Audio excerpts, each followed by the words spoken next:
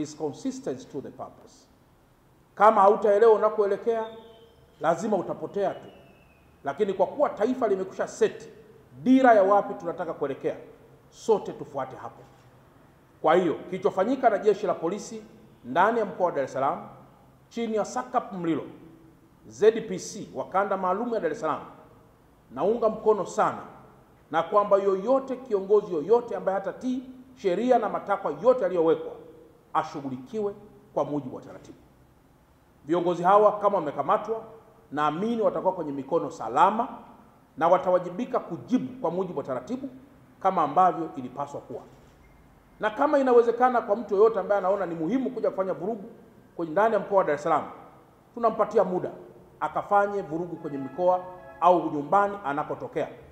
Kamwe asiharibu amani ya mkoa wa Dar es Salaam.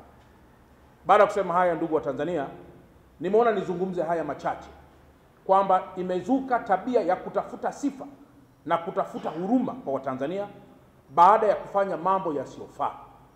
Tusiwe washabiki hata kidogo kwa tabia hizi ambazo si njema na ambazo tukiziruhusu zinaweza mwisho wa siku zikasimamisha taifa na tukaanza kuunda upya amani iliyopo.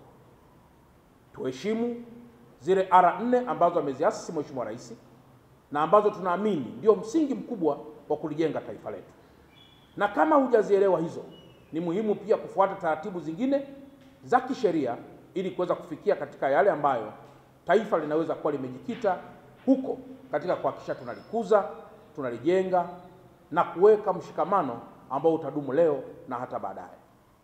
Baada ya kusema haya, ndugu waandishi wa habari, mkawe mabalozi wazuri kwa watu wote kwamba huu sio wakati hata kidogo wa kuitana kutoka mahali mbali au kutoka sehemu zote za Tanzania ili kuzungumzia agenda ya kufanya vurugu au kuzungumzia agenda ambayo ni nje na agenda za kitaifa. Baada ya kusema haya, ndugu waandishi wa habari, nawashukuruni sana na asanteni sana, na kama kuna mtu ana swali basi karibuni sana. Asante. Mheshimiwa RC, kama nimekusikiliza vizuri, umesema muda si mrefu mtatoa taarifa kuhusu maeneo yote ambayo mnadhani hayawezi kufanya siasa. Ina maana mpaka sasa mlikuwa hamjatoa taarifa juu ya eneo la Kariakoo, na kama mlikuwa hamjatoa taarifa, ni kwa nini mmekwenda kuwakamata watu kwenda kufanya mkutano wakati mlikuwa hamjatoa taarifa?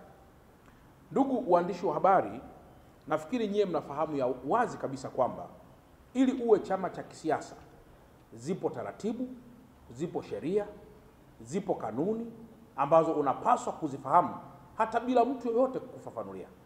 In order to be called a political party, there are some of the principles, some of the laws that you must be aware with before any person else to tell you, to narrate to you, or to promulgate or to gazette anywhere.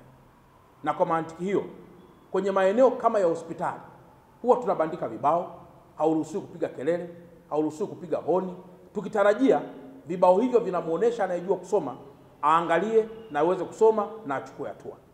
Maeneo ya jeshi huwa tunabandika vibao, huruhusiwi kupiga kelele, huruhusiwi kutupa taka, pamoja na maeneo mengineyo. Eneo la Kariakoo, ndugu waandishi wa habari, kama mliona siku chache zilizopita, limekuwa ni eneo ambalo baadhi ya watu pia wanalalamikia kwamba limejaa sana.